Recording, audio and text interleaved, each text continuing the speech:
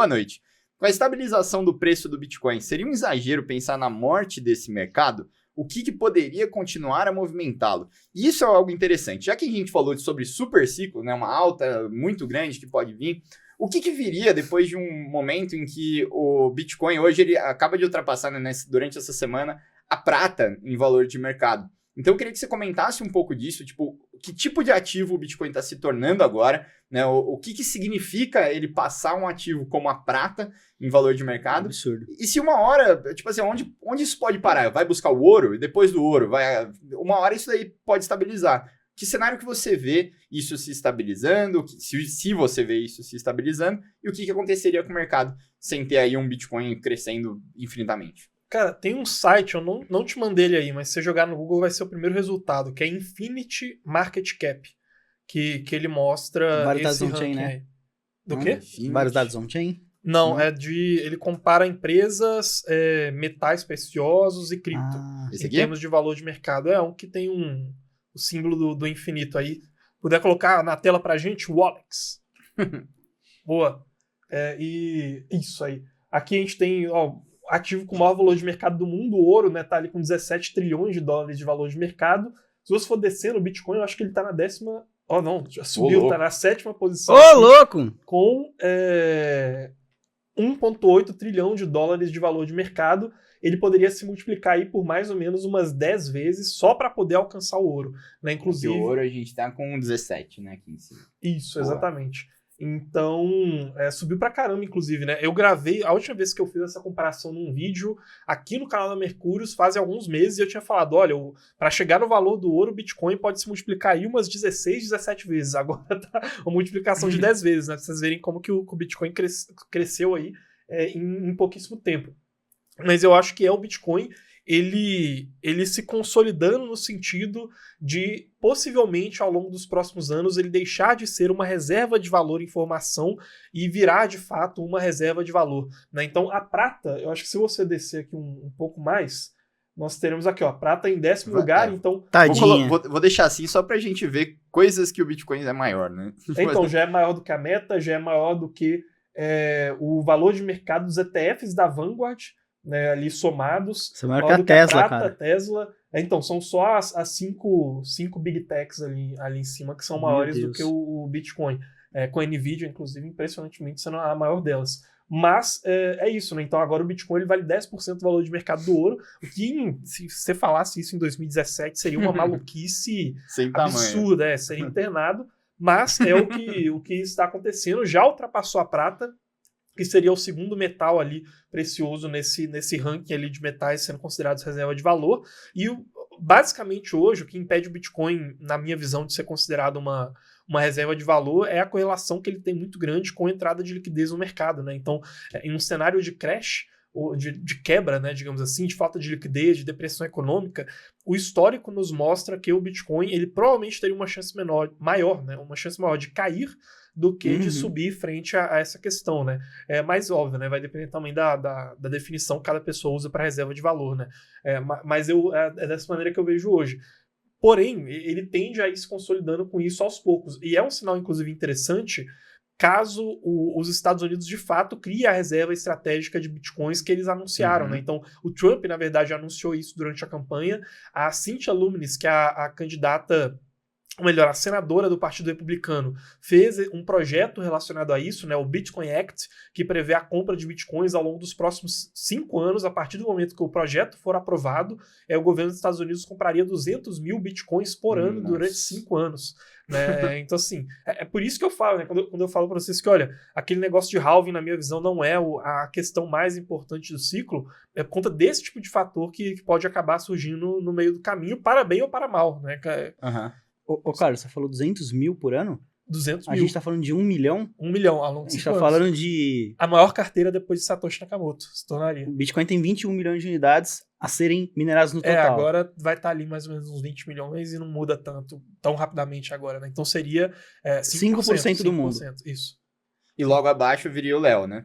Sim. Depois do governo americano. Não, eu tenho Ether. Verdade, Infelizmente. verdade. Tem que caçar airdrops. Cara, muito bom. E sobre esse ponto, porra, é ultra relevante, a gente falou sobre isso também na live passada, Quando você fala que isso é uma promessa de campanha... Muito mais relevante do que preço, inclusive. Se os Estados Unidos aprovam uma compra dessa de Bitcoin, e, cara, não interessa se o Bitcoin vai ficar lateralizado, enfim, se o ciclo do Bitcoin de 4 anos não se repetir, se caiu depressão no mercado de cripto, ponto de uma crise de liquidez, cara, essa seria uma notícia, pensando a longo prazo, excepcional para os fundamentos do Bitcoin, maior do que foi a questão dos ETFs, seria talvez o maior. Um dos top 3, se não top 1, melhores notícias pro Bitcoin na história dele, assim, em termos de solidificação de fundamentos. Só, mas se você não tava bullish o suficiente ainda... É difícil de imaginar uma coisa que seja mais bullish. A gente ainda não sabe se vai ser aprovado, né? Mas, pô, o Trump fala, prometeu isso na campanha, e depois dele entra uma senadora republicana, isso já tá com projeto no Senado, pode não ser aprovado agora, mas ao longo dos próximos anos, com o Bitcoin se valorizando, a chance vai se elevando, né? Boa, né? Tem um ponto que eu acho interessante da pergunta. De quem que foi a pergunta? Não sei se você já perdeu. Putz, acho que foi o JJ que mas a pergunta foi em relação ao preço estabilizar. Isso. Só que tem um problema. O preço ele estabilizaria se ele tivesse uma correlação com outro ativo que tivesse essa estabilidade. Mas o dólar não vai permitir uma estabilização do preço do Bitcoin. Porque o Bitcoin ele não está sendo cotado em oxigênio, por exemplo. Uma coisa estável, não sei. Eu nem sei se tá? Mas Estocamos vento. Ele está sendo cotado em um ativo que está com uma grande expansão monetária, né? Está sofrendo uma grande expansão monetária, então é bem provável que mesmo que o Bitcoin, de certa forma, estabilizasse, ele ainda continuaria tendo uma mudança de preço por causa da cotação que a gente está comprando. Na verdade, seria interessante ver o Bitcoin sendo cotado em ouro, por exemplo, o que talvez poderia trazer uma estabilidade do preço de algum dos dois lados. Isso é interessante a gente entrar um pouco mais a fundo, porque uma vez, quando eu tava, acho que uns 2-3 dias antes da eleição, o Trump falou, né, sobre alguma coisa de cripto no Twitter ali, eu repostei, e ele falando que a gente que ele sendo eleito, eles iam ganhar a guerra de cripto contra a Kamala e tal, e eu repostei isso falando aquele clássico probably nothing, né, tipo, provavelmente isso não significa nada. Que é uma brincadeira que quando surge alguma pessoa muito relevante ou algo muito grande em relação a cripto, fica brincando porque normalmente as pessoas só descartavam isso, tipo, isso provavelmente não quer dizer nada. Mas, obviamente, né, isso quer dizer bastante coisa quando você tem um candidato à presidência nos Estados Unidos falando sobre cripto. E aí eu repostei isso daí e alguém falou, putz, Danilo, você não pode acreditar em promessa de campanha de político e tal. Beleza, eu entendo isso, eu nem tava postando por causa disso. Mas, o que você acha, Carlos? Quão provável é uma proposta como essa passar de uma promessa de campanha única e exclusivamente? Eu sei que você falou que teve uma senadora, né, que também já veio com esse projeto, mas assim, quantos desses podem ser aprovados? Tipo assim, qual que é a sua probabilidade disso realmente se tornar real? E principalmente não só analisando outros projetos que possam ter sido aprovados, mas qual que seria a vantagem para os Estados Unidos ter uma reserva como essa? Eu acho que eu te mandei aí o link do número de senadores e de congressistas que foram eleitos pró-cripto. Não sei se consegue... O Olex é o cara que você não pode brigar com ele nunca, né? É pior do que brigar com um garçom, que pode cuspir no seu prato. Senão ele coloca o seu WhatsApp a hora que ele quiser aí, né? O cara assim, dá gorjeta pra ele aí, pô. Mas, cara, esse daí é o número de...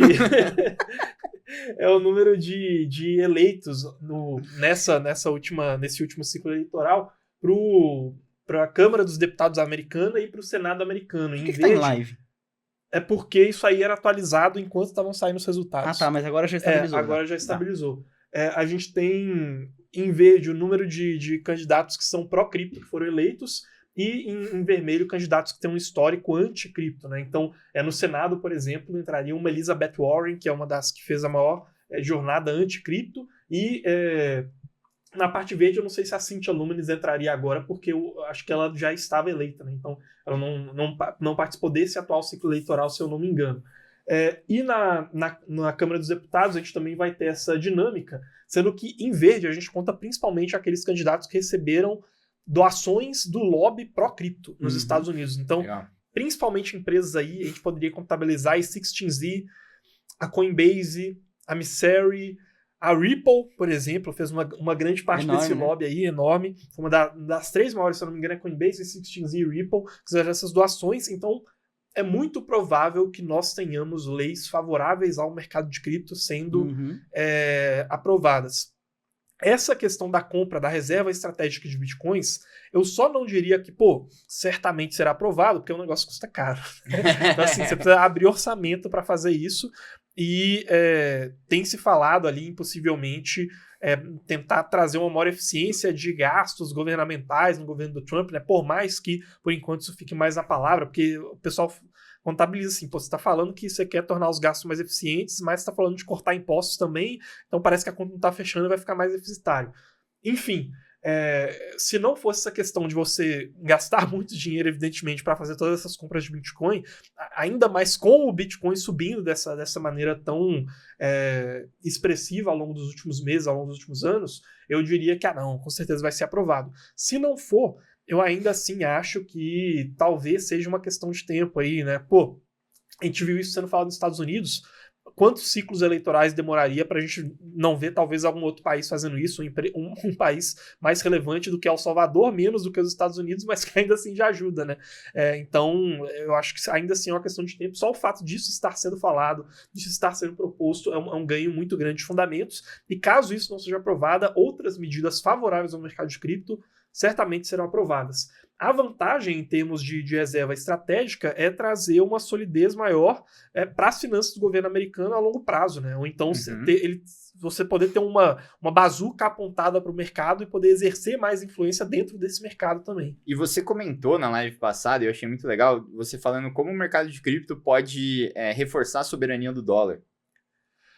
Falei? Falou. Tá bom, vou buscar aqui no HD. Cara, o mercado de cripto... sim, é das stablecoins. Sim, exato. A cripto. Isso é outra coisa que deve ser aprovada também. Muito inteligente o cara que falou isso pra você. É incrível como eu concordo quando eu mesmo falo, né? É sensacional. Mas, cara, isso aí basicamente... Vai ser aprovado quase certamente, porque a gente já viu acontecendo, na verdade, durante todo esse ciclo eleitoral, até antes de começar a corrida eleitoral, agora ao longo do ano de 2024, a gente viu no Congresso americano caras de empresas como Coinbase, como a Circle, principalmente, que faz o USDC, fazendo seus depoimentos no Congresso americano, principalmente frente a acusações de stablecoins sendo utilizadas para poder burlar sanções econômicas e financeiras dos Estados Unidos. Então, será que tem algum grupo terrorista, algum país que é sancionado pelos Estados Unidos que esteja utilizando essa tecnologia, né? Isso aí também fez um certo barulho ali naquela época que a gente estava tendo o processo contra a Coinbase e contra a Binance também. E aí a Binance, entre as suas acusações, tinha algumas que a Coinbase não sofreu, né, que seriam acusações ali relacionadas a desvios de dinheiro, né, e tudo mais, ou talvez uma lavagem de dinheiro que estaria acontecendo ali. Isso trouxe os representantes dessas empresas para falarem no Congresso americano. E qual que é o lance? Cripto não é simplesmente uma arma apontada contra a hegemonia do dólar, né? Isso depende de como a tecnologia é utilizada. Quando a gente vai para países hoje em situação de fragilidade econômica, monetária, países com elevada inflação, com falta de confiança em instituições centralizadas, e aí a gente vê aqueles dados lá, esse país aqui teve uma explosão de utilização de carteiras de cripto, né? Então, às vezes, um país como Argentina, Venezuela, Nigéria, se eu não me engano, também foi um desses países. Você pensa, nossa, então as pessoas estão abandonando suas moedas governamentais e fugindo para o Bitcoin. Na verdade, elas estão fugindo para uma outra moeda governamental em que elas confiam mais, que é o dólar, né? Então, as pessoas estão utilizando essas carteiras. A gente viu isso quando a gente foi lá para a Argentina na Ethereum Conference, que você falava com o taxista, por exemplo, ele tinha carteira de cripto, mas que era para aceitar o USDC. Exatamente, ele até aceitava o Bitcoin, daí a gente já via que o próprio meio de pagamento já convertia para dólar e entregava para ele em stablecoin. Então, cripto também pode ser utilizado para trazer uma maior capilaridade para o próprio dólar, né? Então, isso é interessante. E aí, agora que a gente tem uma gestão pró-cripto, eles vão tentar se utilizar disso a seu favor, né? Então, essa questão de melhorar a dominância do dólar, eu acho que a gente vai ter um lobby muito grande, quase que uma simbiose de interesses, assim como aconteceu em várias outras empresas que eram estratégicas para a segurança nacional dos Estados Unidos. Acho que a gente vai ter uma simbiose de interesses entre empresas como o SDC, Coinbase e o Estado americano, e vai ser aquele momento que essas empresas que ao longo dos últimos anos tinham toda essa visão, somos pró-anarquia, pró-Bitcoin, libertários, anarcocapitalistas, venham, usem aqui a minha rede, né? Então, essas empresas do mercado de cripto, vai ser o momento que a gente vai ver agora eles sendo amiguinhos do Estado, muito provavelmente, com uma Circle fazendo um lobby para falar, olha, governo americano, e aí a Tether que está usando o dólar e o colateral deles é a dívida do governo dos Estados Unidos. Você vai honrar essa dívida ou então você vai fazer uma contrapartida de falar, então, Tether, coloca suas operações aqui em solo americano, então a gente vai favorecer a Circle na regulação. E nessa hora, dessas grandes empresas, anarcocapitalista não vai sobrar nenhuma, entendeu? Porque elas vão, na minha visão, se unir com o mercado americano para tentarem fortalecer o uso do dólar, né? Isso se o pensamento estratégico conseguir evoluir nesse período, né? Digamos assim, e talvez evolua de fato. Legal. Cara, quando você estava comentando sobre essa questão, né, da reserva estratégica e tal, você falou, seria muito interessante, talvez, mesmo que a gente não tenha essa compra de dólar, de Bitcoin pelo governo americano imediatamente, seria legal a gente ter um país ali maior do que El Salvador, mas menor do que os Estados Unidos, pelo menos tendo avanços quanto são a isso. praticamente todos, né? Se a gente analisar quantos países no mundo não são maiores do que El Salvador 90% está nesse bolo. Estados Unidos. Minas Gerais. A reserva estratégica de Minas Gerais de Bitcoin seria nesse meio termo aí. Então, o Matheus Elias, ele falou sobre um país que é ligeiramente maior do que o El Salvador, que é a China, né? Ele perguntou se a China poderia gerar ainda mais liquidez para bater de frente com o Trump, já que tende a ser bastante agressivo na economia. Então, já que a gente tem um mercado ali pró-cripto, né, e a gente fala muito dos Estados Unidos, principalmente nesse período eleitoral, como que você vê sempre a China, que acho que, né, hoje é o 02 incontestável do mundo, ali se posicionando nesse ecossistema todo? Cara, eu acho que a gente tem uma relação que ela é mais forte quando a gente fala em termos indiretos com relação a cripto do que uma relação direta, tá? Então, em termos de relação direta, né, a gente pode trazer primeiro a questão de liquidez, né? Então, a China hoje ela está fazendo estímulos econômicos e financeiros para que a economia chinesa consiga se livrar desses últimos sinais de enfraquecimento que ela deu, principalmente ao longo do ano de 2024, e ela já anunciou a injeção de trilhões e trilhões de yuans na economia chinesa. Tomou várias medidas, né? Então, dentre elas, diminuiu o compulsório dos bancos, cortou taxa de juros, cortou o número de requisitos que eram necessários para você conseguir adquirir uma segunda casa na China, né? Para poder facilitar o financiamento de hipotecas por parte dos bancos. Então, a gente tem todo esse contexto da China fazendo injeções de liquidez na sua economia e que isso pode favorecer cripto, tá? Quando a gente olha para um lado mais relacionado à própria indústria de cripto, aí eu não vejo isso tão forte assim, tá? Então, seria mais quando a gente olha para essa via direta de como China poderia afetar cripto, seria mais por essas injeções de liquidez, e aí a gente vai ter todo aquele dilema, será que isso vai ser suficiente para fazer a economia se fortalecer? Será que não? Será que quando os bancos centrais eles colocam as mãos à obra é justamente porque tem uma recessão adiante, né? Então vem todo aquele dilema, toda aquela discussão, será que vai vir recessão? Será que a economia vai porrar nos próximos anos? Então essa é uma via.